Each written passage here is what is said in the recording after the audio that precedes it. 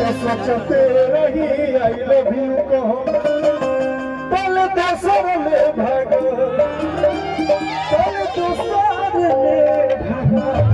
तेरा तन्हा दिन से बोलाई के रहते जाते हो जाएगा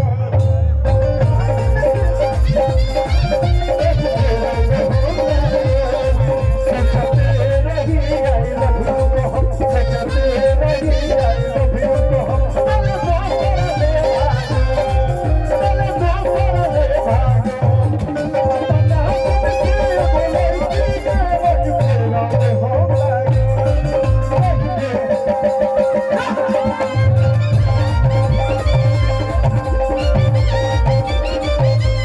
और देखिए आखिरी गीत अभी हमारे बहुत अच्छे अच्छे कलाकार बड़े भाई जो